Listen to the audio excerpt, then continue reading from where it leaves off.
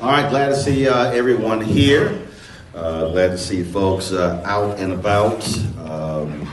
It is good to be out. I think this is the second in-person speech that I've given since COVID hit, and so glad to be here. This is the fifth time I've been in Southern California the last 2 months. So I've been living on airplanes, coming out here and travel around the country. It's been quite a busy time for our show. We launched our Black Star Network, digital network, September 3rd, and so we've been busy with that, shooting interviews all around the country, and so spent time this week in Brunswick, Georgia, Wednesday and Thursday for the black pastors who gathered at the trial of the 3 white men who were on trial for killing Ahmaud Arbery. And so there Wednesday and Thursday, and there was in New York City yesterday doing some interviews, and flew here last night.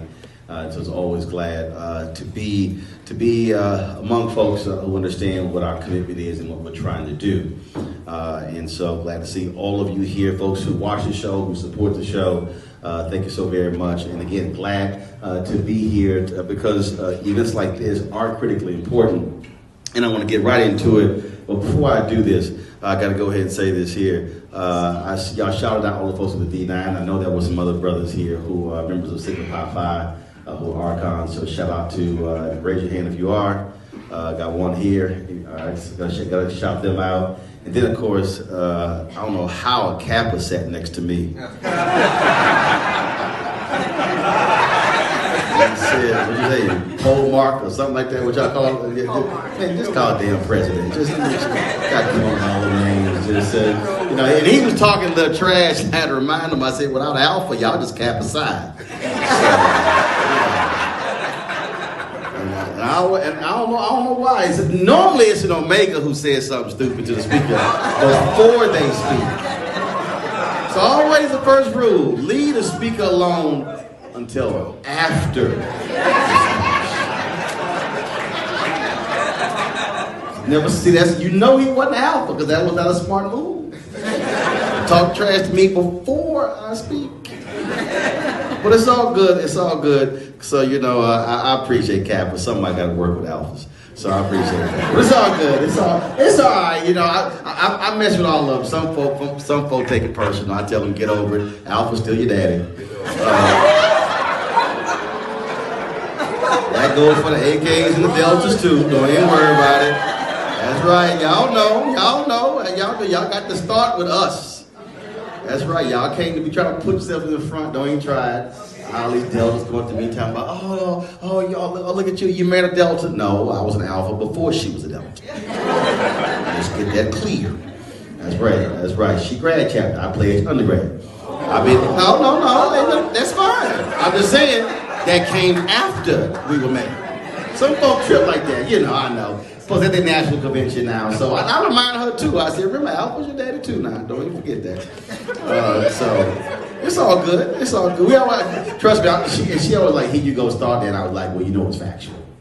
So I got to mess with her too. So, and I didn't even wait when I had my 30th Alpha anniversary a couple of years ago. I said, don't worry, I'm just buy my own gift. So anytime, especially when I see Omegas and Sigmas who talk trash, I just tell them, just kiss the ring. You Kappas, y'all can see that in the back, huh? Yeah. See, that's what happened. See, I tried to warn them. I was like, don't start. I said, just eat your food and leave your brother alone. Leave your brother alone. I appreciate it.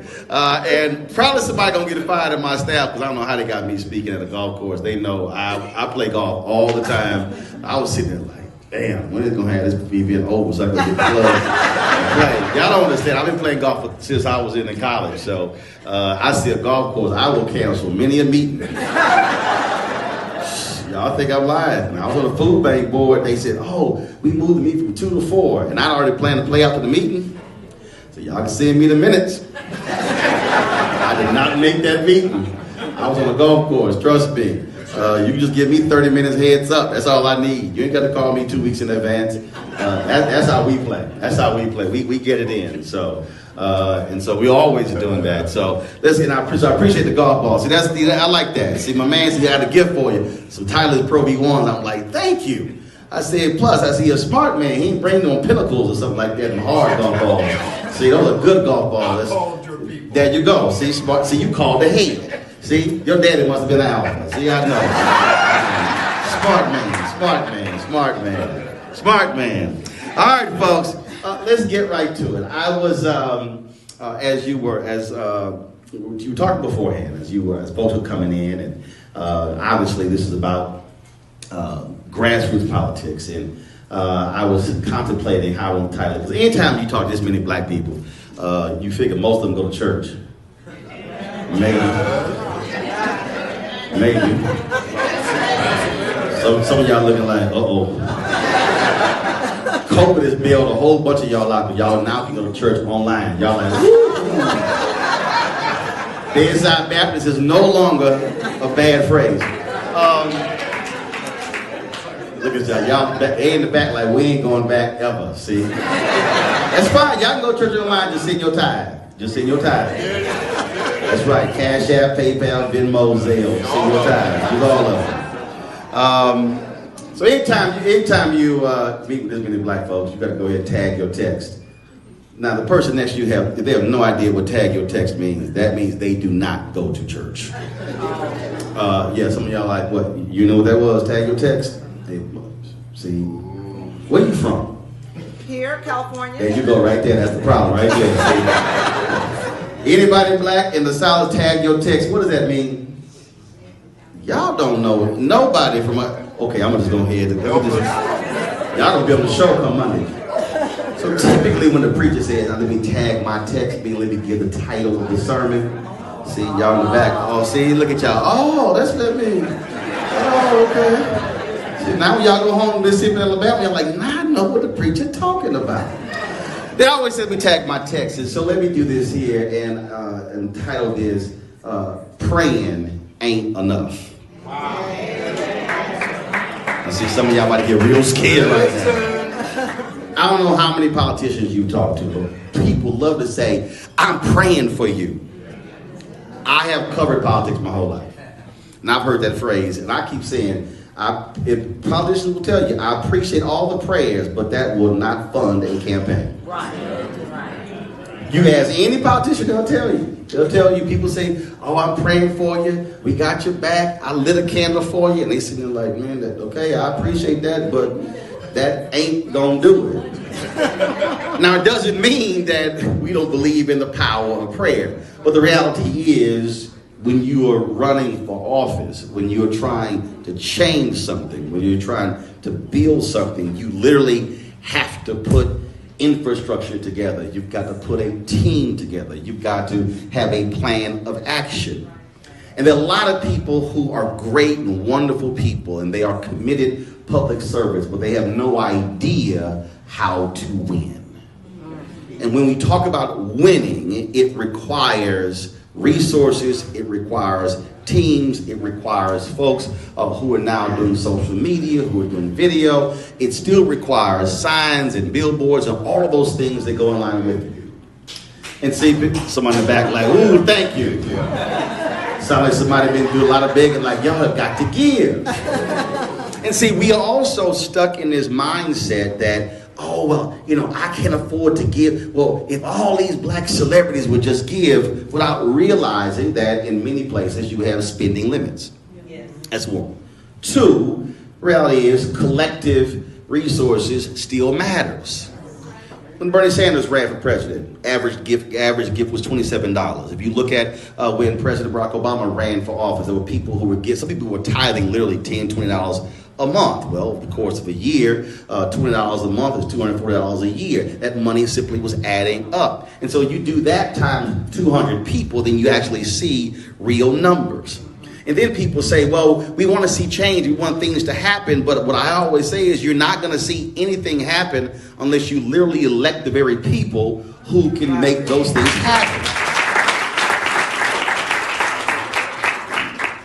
And so we have become so accustomed in this country to also only focusing on what happens in Washington, D.C.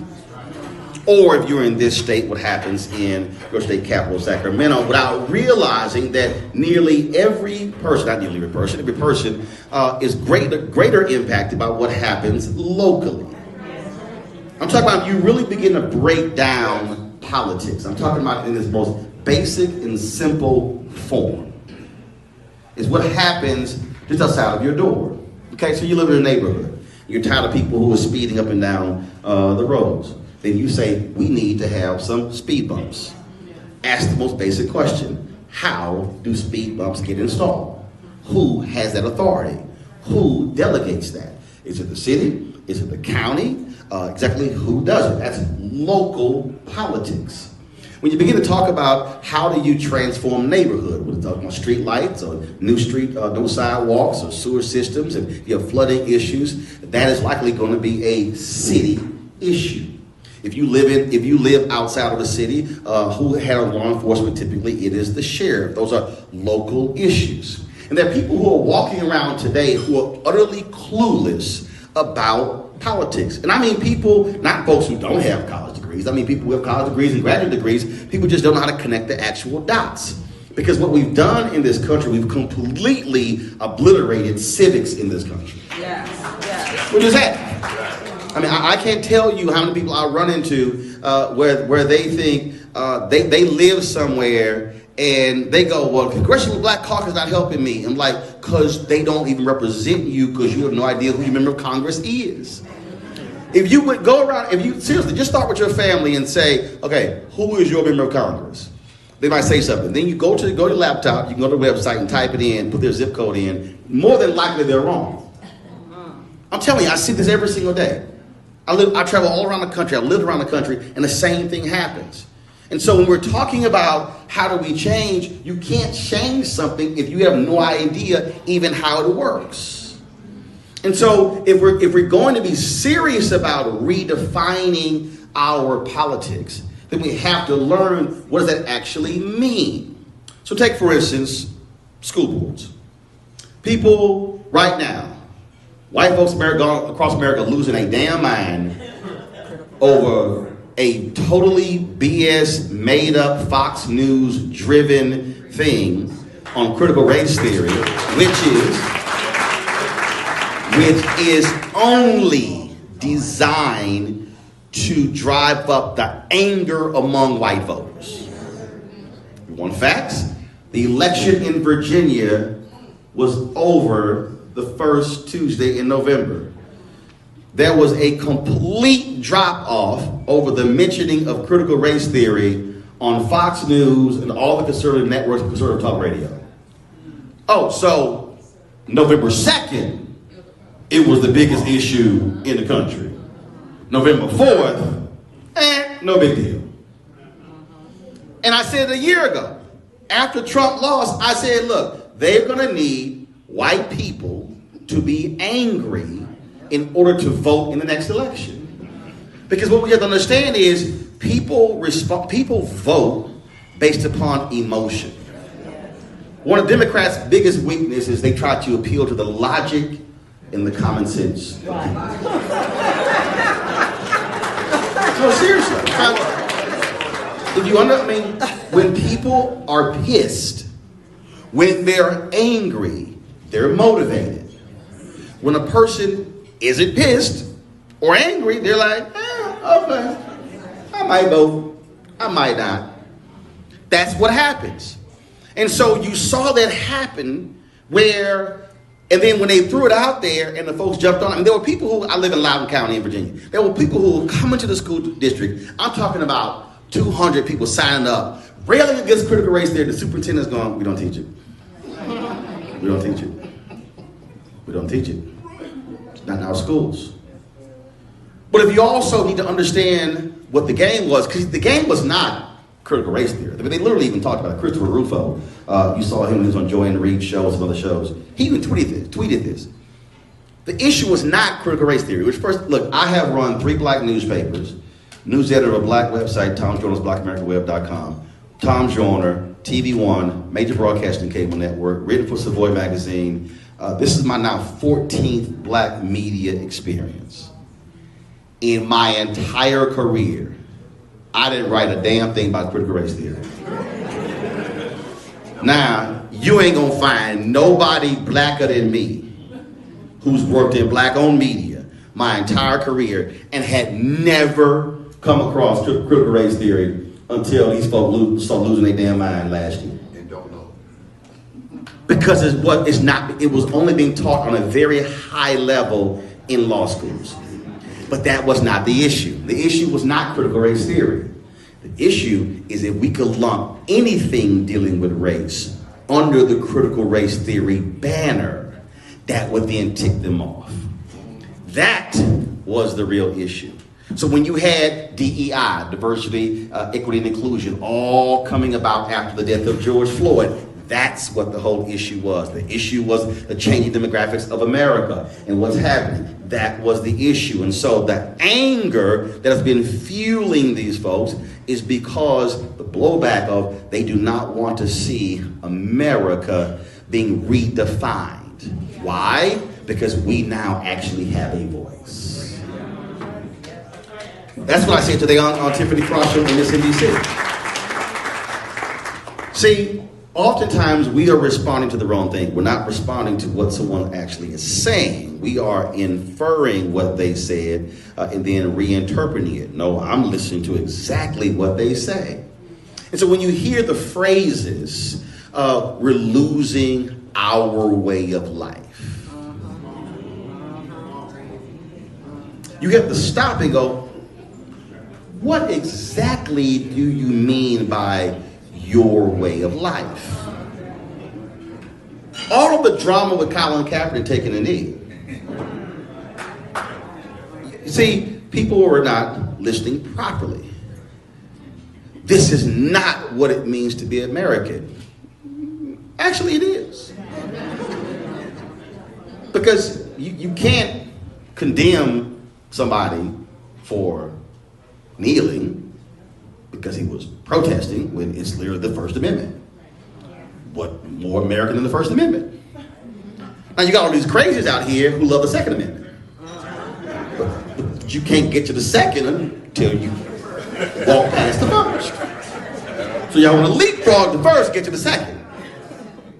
But see, when you hear our values are changing, you have to listen to what politicians are saying, what people are saying when they say our values are changing. No, what they're actually saying is how America has been defined since its existence has been defined through the prism of largely white men.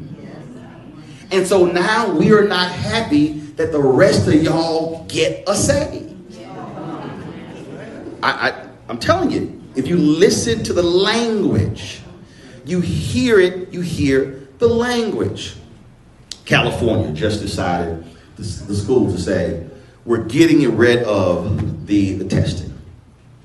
Already, folks, this is their way to get around the ending of affirmative action. No, it's because it doesn't work.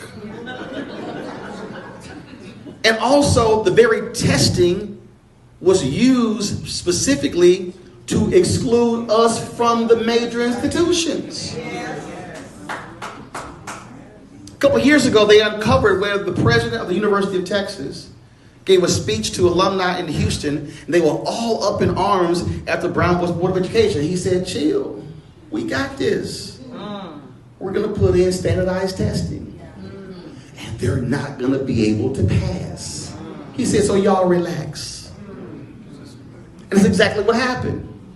And so what you have to understand that we're now seeing is, you're seeing the game, the political game that's being played. And what's happening is folk are getting so caught up in somebody else's game that they begin to drive on their own. So people asking me, they're like, well, you should have that guy Rufo on your show. I'm like, no. They're like, why? I said, because that's exactly what he wants. See, this is what they do. And Stephen Bannon actually said it. Over here, they talk about stuff. Then they like, okay, we're going to make this a thing. So then we're going to talk about it and build it up. And then we're going to attack over here. Why aren't y'all discussing this thing? And most liberals, especially white liberals, and I'm going to break that down, go, oh my God, they're calling us anti-conservative. So what do? They then start talking about the thing that they said they were not talking about. So they then go, gotcha. We now have you talking about the thing that we created that was never a thing, and now it's now part of the mainstream. I literally saw it. I was like, I don't know why y'all keep, I'm like, y'all falling for the okie dokie, y'all go. And so the New York, all these people, no. We need to explain to them exactly what it is. I'm like, no, actually you don't, because they don't give a damn what it actually is. They want you talking about the very thing, because now they are determining what your content is. So if they can now drive your storyboarding, your narrative, they win. Rufo had no problem when he went on Joanne Reed's show because he won. He's like, I got you talking about my issue that was never an issue. That's the political game that's being played. And so what happened was they went, damn, all of these white people are really upset. Then they say, well, wait a minute, we can now use the school boards as a route to now change the curriculum in a way we couldn't change it before. Now look, this has been happening in the last 10 years. You had Tennessee, the State Board of Education, where they were trying to remove any reference of slavery, Jim Crow out of the textbooks. They tried it in Texas as well. Why does that matter? And why does this state matter? Again, connect the dots. There are only 3 important states for education.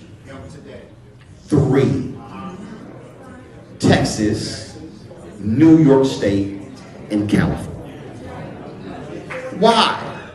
Because Texas, New York State, and California buy more textbooks than all the other states combined.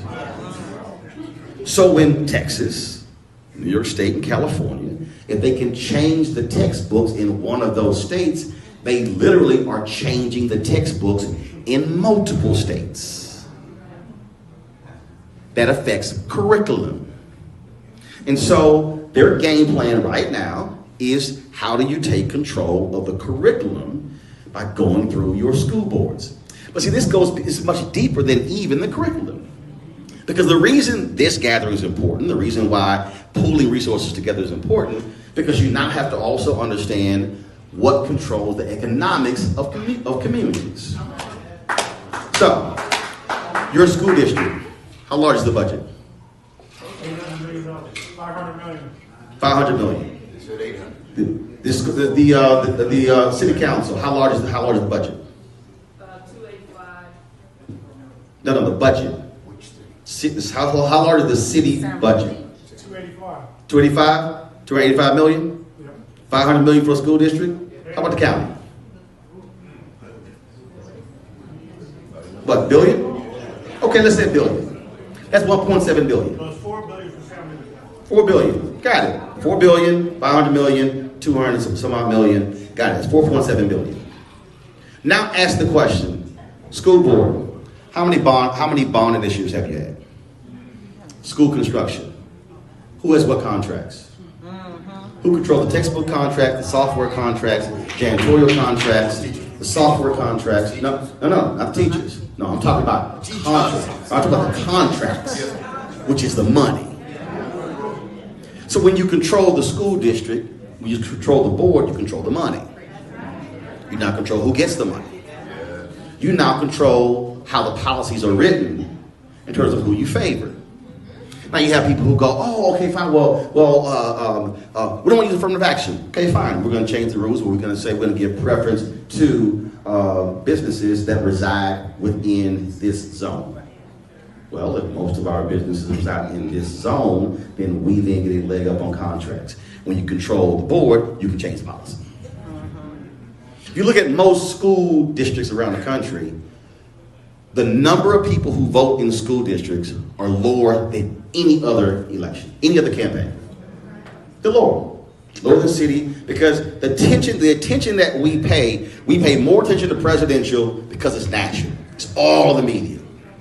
Then you're talking about presidential, U.S. Senate races, congressional races. Then you go gubernatorial races. Then you go state races. And then once you get past that, the bottom just drops out. So you won, right? Who won on the school board? You did? What was the vote number?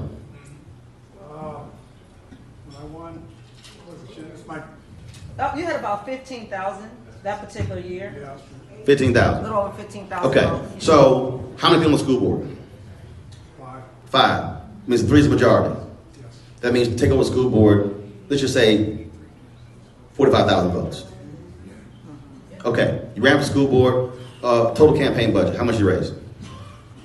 Campaign manager. 17,000. 17,000, okay, fine. So that means that if you say, okay, if we want to take over the entire school board, we need to raise $75,000. Yes. Okay. I want you to think. 5 positions. 5 positions. If you say, fine, we're going to sit here and raise $25,000 per position, or you say, we're going to run a slate. We're going to run 5 people. We're going to go out and raise $125,000, and we're going to fund each candidate with $25,000 each. Right. And then the goal is to win 3 out of 5. Yes. I win 3 out of 5. I got majority of the school board. This is just basic vocabulary. Yes. Simple. And so when we're talking about power, look how much money people will then work together to bundle to raise for a congressional presidential campaign. That's great. That's wonderful. But the reality is, the amount of money, I guarantee you, if you run the numbers, you probably in this city, you probably raised more money for a presidential campaign. For one presidential campaign, that was not even a blip of the billion they raised, when literally you could have taken those exact same resources and taken over the entire school board.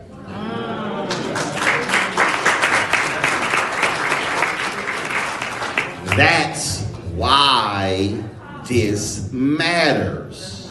Now take the exact same formula and now go to the city. Yes. You then go, okay, how many people on the school city council? Are they single member districts? Are they citywide? And then it's a question of, okay, fine, single member districts, okay, who lives in what district? How do we target that particular person? Most people, and then what you also do is, you'll be smart enough to go to people and say, look, you can't have 5, 6 damn people running because you're going to guarantee the incumbent is going to be able to win. You got to be able to consolidate power to have leverage when it comes to the resources. And so you might be sitting in here and you might be sitting here and say, oh man, the outset, she said this even raised $20,000. Okay, but just think about that. That literally can fund one candidate alone for a school board. Right. Now you begin to say, okay, hold up. So now let's rethink how we're doing this. But again, match how much you're raising to also what you now control by being able to change policy. You have to then go in and break down the numbers. See, one of the greatest mistakes that many African Americans make is we approach politics from the perspective of we want to focus. And I'll throw it out there. What would you say are the top 3 issues in the city? Throw it out. Pollution. roads, Pollution, water, roads, homelessness. No. Right. It's economics. No. Did you follow what I'm saying? Talk to him. No. It's economics. Every single thing you just said is determined by who controls access to the dollars. Right. So what happens is we, too often, many African Americans across the country, we approach politics as the most important thing facing our community is education, is money, it's mass incarceration, money. Oh, is that? No, money. It literally resources. Because everything that you just named has to be funded. And everything that you just named is going to be then dealt with likely by a private company who is then going to get the contract to deal with that very thing. Which now means that you have to now be asking, okay, what is the business capacity of black folks here? Which means that your survey now has to be, okay, so who in here actually owns a business? Raise your hand. Who in here has a business? No, keep your hands up. I need to see when their hands drop. Who in here has a business that employs more than 5 people? Keep your hands up. Who in here employs a business with more than 10 people? Who in here has more than 20? Who in here has more than 25? There are 2 hands up. They work for the same company.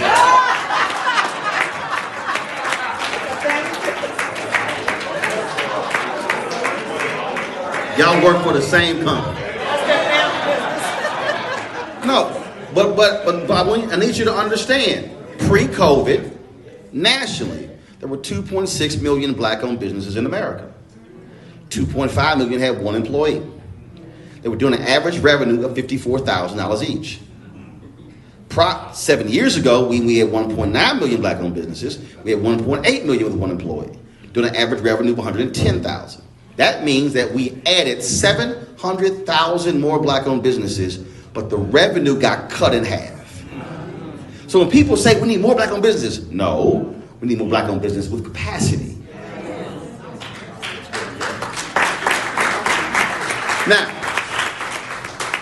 why does that matter? Well, if I'm talking about how do we access power and access economic power, you look at the contracting that goes on, if you're able to now tap into school board, city, county contracts, you're now able to grow and build businesses. You're able to grow and build businesses, you can employ more people. That impacts unemployment, that impacts wages, that impacts wealth. But more importantly, you now, by growing your business, now have the ability to actually fund more candidates. Right. Yes. It is literally controlling your own destiny. Right. This is how the game has been played. And so what we've done is, we have not done what Maynard Jackson did, who really understood this when he transformed the city of Atlanta. People talk about Atlanta being the Mecca. Remember, 1973, African Americans received 0.0012% of all contracts in the city of Atlanta. I didn't say 1%. No. I didn't say 0.5%. I didn't say 0.25%. 0.0012% of all contracts. He said his grandfather taught him there were 3 B's: the ballot, the book, and the buck. He used the ballot and the buck to drive the very issue.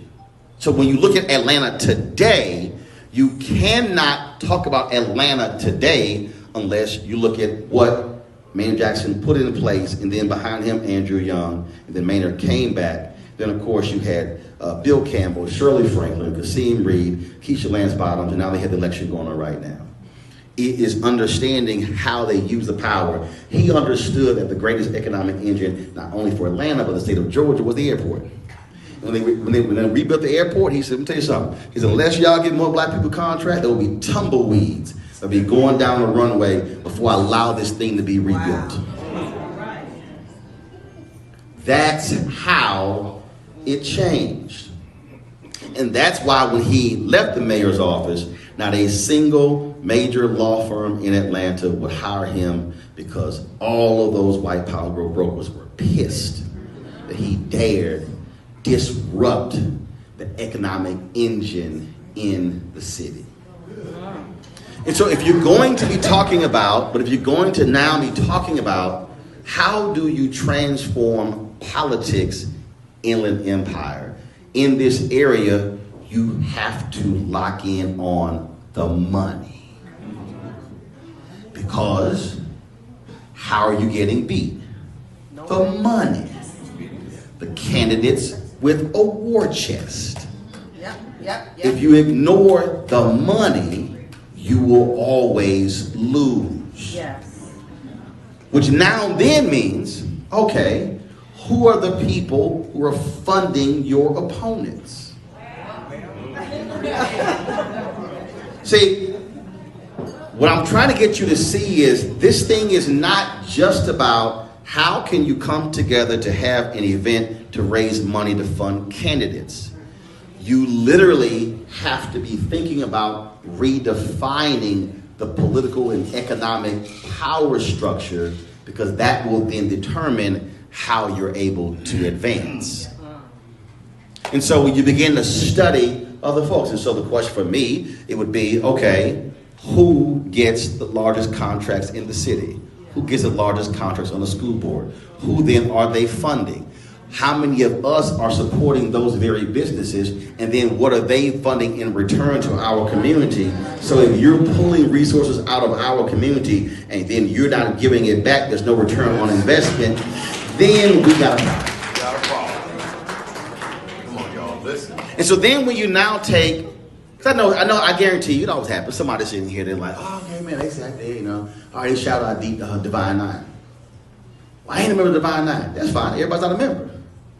But I want you to understand that one of the greatest things that we have in our community is that we have organizational infrastructure that is grossly misused.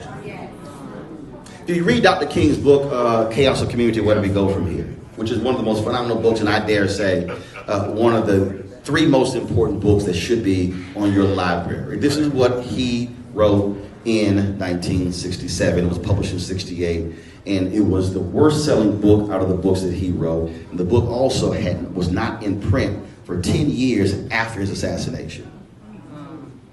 For me, that was by design. You read this book, you literally will think that he's writing about 2021 and not 1968. Absolutely. What he says in the book, there are 4 institutions that are prime position for the liberation of Black America. The Negro Church, the Negro Press, he says fraternities and sororities, and professional and business organizations. So if you look in here, so I'll ask it this way, so whether it's Divine Nine or anything else, if you are a member of a largely Black organization, raise your hand. Okay. Put your hand down. That means that if you're talking about Divine Nine, Links, Ladies of Distinction, if you're talking about any number of groups, what Prince Hall Masons, what your Eastern Star, we can go on and on and on. These are all organizing entities with existing membership that are actually funded by themselves, that are not controlled by any external forces. If you take Divine Nine alone, no one funds us but us. Think about it. Yeah, you might have some corporate sponsors, but I'm talking about the reality is these are self-funded entities. Black fraternities and sororities actually represents the most sophisticated infrastructure in the Black community. Now, what I mean by that is you have to look at the organization, how are they set up? These are international organizations, national leadership, regional leadership, state leadership, grad chapters, undergrad chapters, and programming that goes all the way down to elementary school. We call that being horizontal, and vertical. Which means that if you are the general president of Alpha Phi Alpha, and when you make a decision and you press the button, it goes to every chapter around the world, and whatever that decree is it. If you don't abide by that, you can be removed or your chapter yanked. The NAACP doesn't structure that way. Yes, you're the NAACP headquarters in Baltimore. They have state conferences. They also have local chapters, but in many ways their local chapters are autonomous. Yes, they have to abide by a certain set of rules and procedures, but national cannot mandate nor dictate what they do. So what we have is we have organizational power that is only focused inward. I've said this to all of them. I gave the Brotherhood speech at the Alpha Convention 3 years ago in Baltimore. I said this to the Deltas, to the AKAs. We spend enormous amount of time and resources on bullshit.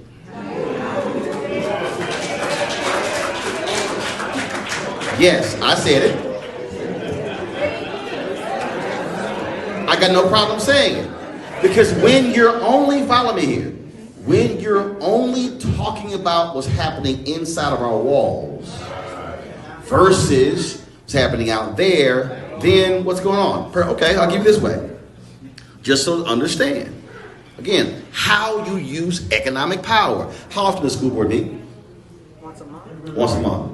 When? Wednesday. School board meets on Wednesday. Okay? Once a month, right? No, twice a month. Twice a month. Districts are twice. Okay, twice a month. Okay. You got, I'm just going to take Divine 9. Again, I'm trying to walk you through how you use power. Divine 9, 9 organizations. Meet twice a month. That's it? I think that. Okay, let's just say twice a month. Fine. That means you should have one fraternity, one sorority that says we will be attending school board meeting this month. The commitment is not every month. Because hell, you got 9. It's 9. Which two gonna have, who's gonna have December? So they don't meet in December, fine. Who's going to January? Got it. Who's in February? Who's in March? Who's in April? Who's in May? So now all of a sudden, you get a school board meeting. They look up, who the hell these 20 people in the black and gold? Who the hell these 50 women in pink and green? And then next month, they like, who the hell these 50, 60 women in red and white? Hold up. Who these people in blue and white? Hold up. Who these people in purple and gold? And who these people in, wait a minute, hold up. Now they sitting here like, do y'all know who these people are? Now, what does that now do for the black community? The black community now is saying, who the hell are these people in the black and gold?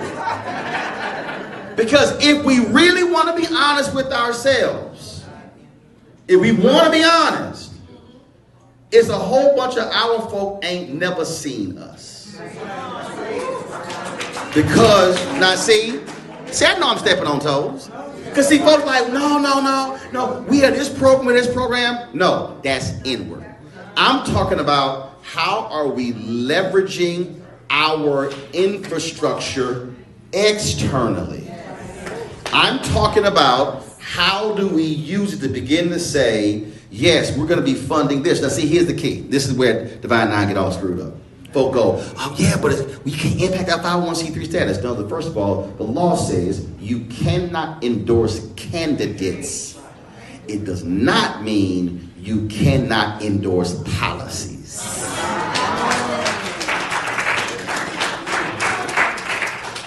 We are literally sitting on power that is untapped. Wow. That is unused. We're literally sitting on it. And it's not being used. And we're only using it inside of our group. And really on what? Look. The head of the Boulay said, hey, Roland, he said, I want you to present at he said, the Grand Boulay. I said, I don't do bullshit, bro. No. I want you to understand. I know. I'm giving you the quote. The reason I'm trying to explain this to you is because that's part of the deal. I'm not interested in going to the Bahamas for the Grand Boulay in order to go to an art event, and go to a cooking deal, and to go on a cruise. No, I'm not. I said, you can't tell me that you have this collection of black men that's supposed to be the be-all to end-all of all black male groups, the upper echelon of black men in America, and we ain't talking about a damn thing that's political, economic, and social. Right. I'm not wasting my time. And so what I'm trying to get us to understand is we need to stop patting ourselves on the back organizationally and then begin to say, no, how are we leveraging this power beyond? But see, for me, this is not just with Divine 9 or the Boulay or, look, when the brothers came to me, they said, hey man, we want you to be a part of Prince Hall Mason. I'm like, cool. I said, but you do know what's going to happen when I'm in. I ain't here for meetings. unless that meeting actually means something. Look, I'm a life member of the National Association of Black Journalists, 3-time board member. I get inducted next month to our Hall of Fame. When I got on the board, I told them I'm not here for games.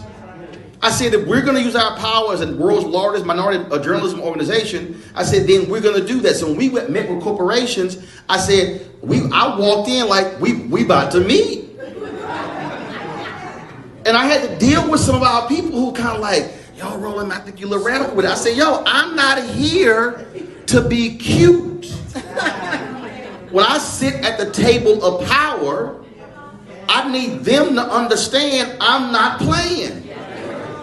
And so we are approaching this with a hat in hand, mealy mouth, small, as opposed to walking in saying, no, I'm looking for major, significant, substantive change, and my ask is going to be so large, it's going to cause you to fall out your chair. I'm saying you got to be willing to look at your existing political leaders and say, if the mayor or the council members or the school board leader, if they are not up to the task, you must be willing to look somebody in the eye and say, we're going to take you out at the next level. And let me be real clear. Let me be real clear. I ain't got no problem taking out somebody black. Let me say it again. Because I'm telling you, I've seen this game before. Folk like, I don't know, you know, that's a sister. If her ass ain't, if that sister or that brother is not advocating for policies that are specifically benefiting our community for good, they got to go. I see no difference whether they're black, white, Latino, or Asian. See, the mistake that we make is we go, yeah, but you know, that's our kinfolk. No, it's not. This is not about I want to get along with somebody. Right. This is about are our communities, our neighborhoods being transformed? Are our businesses getting the kind of contracts that are needed? Are we seeing growth? This is not about I need an invitation to somebody's Christmas party.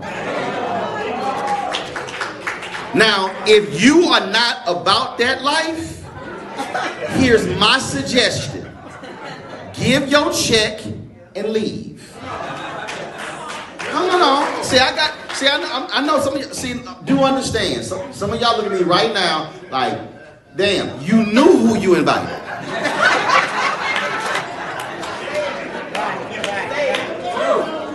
But the reason many of our communities are in the condition that they are in is because too many of us have been satisfied with status quo.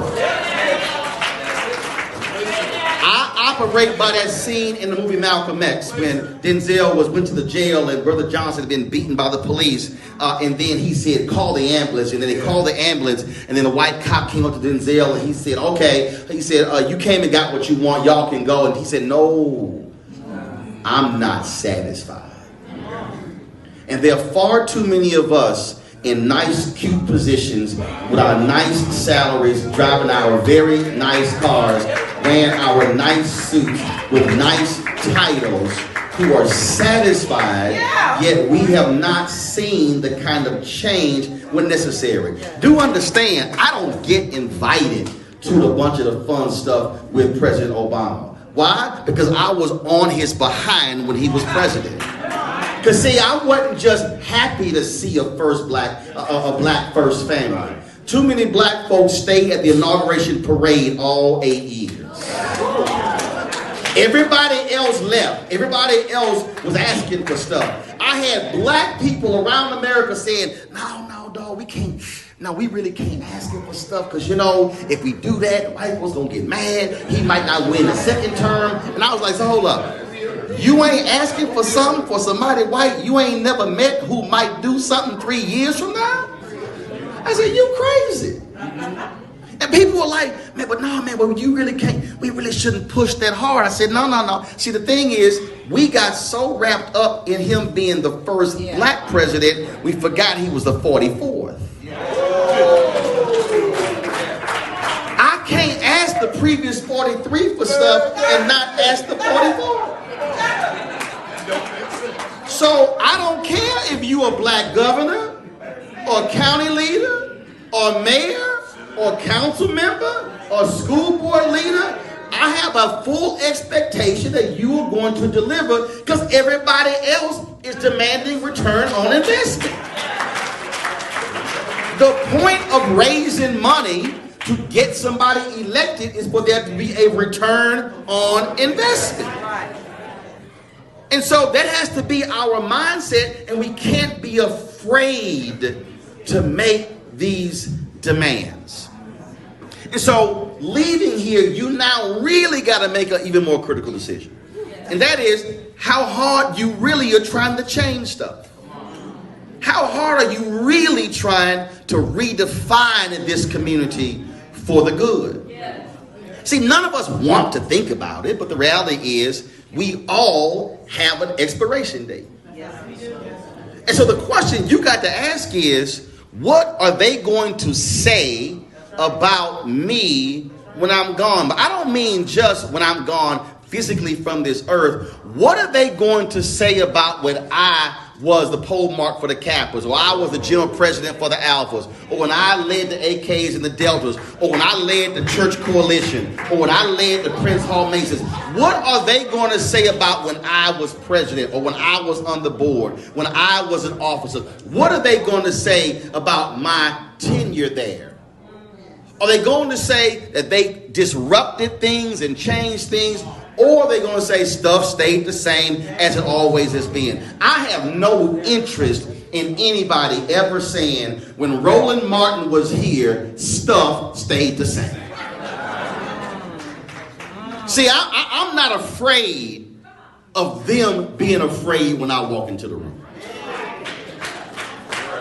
See, again, many of us have been raised, and this is the reality of white supremacy in America. Many of us have been raised, we walk into the room, we walk in head down, bowed, and we don't walk in loud and proud. I had somebody told me, they said, you know, you walk into the room like you belong here. I'm like, you damn right I do.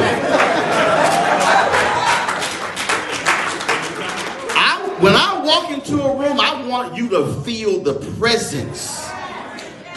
I want you to say, damn, he here. I want you to feel that. Because see, we can't keep playing this same. I'm telling you, I travel around the country.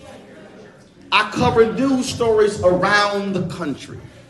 And what I see are too many of us who are so happy and excited just to be. That we look back and then stuff look the same. That simply cannot be the case. I'm not interested in people giving me no proclamations, keys to the city. I don't care about no resolutions. I mean, you can keep all that stuff. I want to know, does the city, the school district, does a county look different than it did before? And look, I'm telling you, I ain't afraid to hit nobody.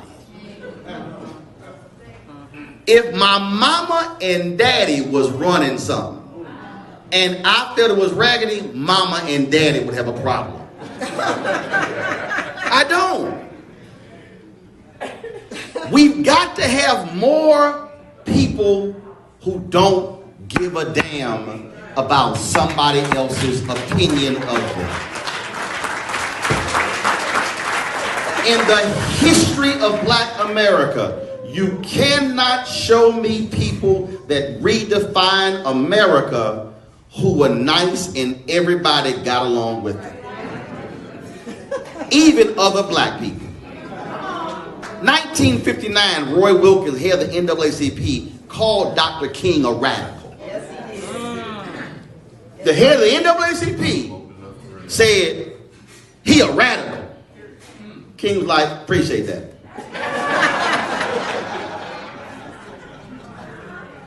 See, so many of us have fallen for America's redefinition of Dr. King because we have turned him into a civil rights bobblehead, a civil rights mascot. Oh, Dr. King loved everybody and he prayed for everybody. No, that was one of the most radical voices America has ever seen. But we let folk quote him every single day who don't care about what he cared about. I ain't letting no Republican, black or white, give any kind of quote praising Dr. King because I'm going to ask him, if you don't support his agenda, I don't want to see your quote.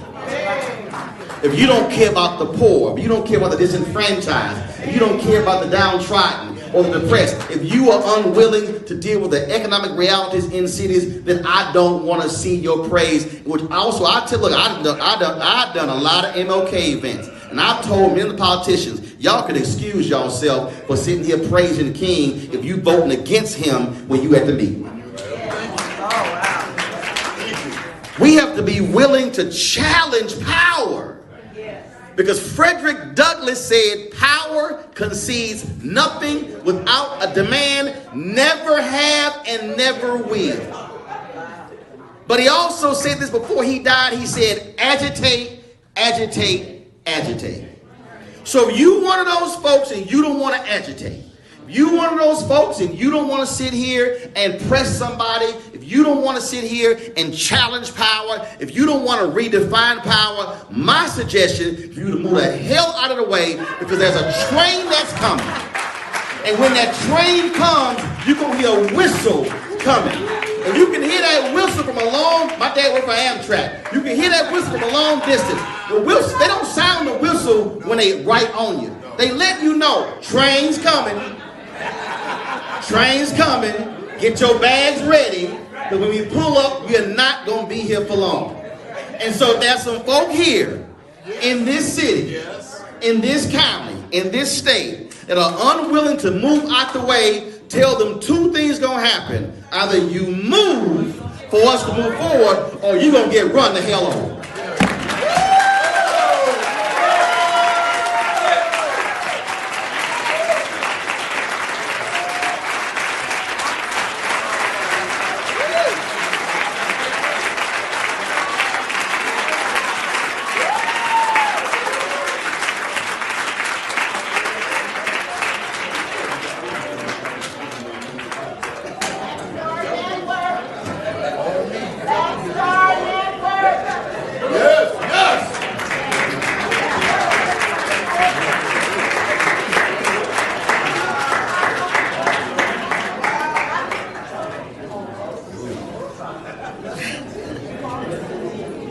I just want to say that I told you that's why I had him come, so I don't even have to talk because he just pretty much channeled everything. Thank you, Roland Martin. Thank you for being here and for doing what you did.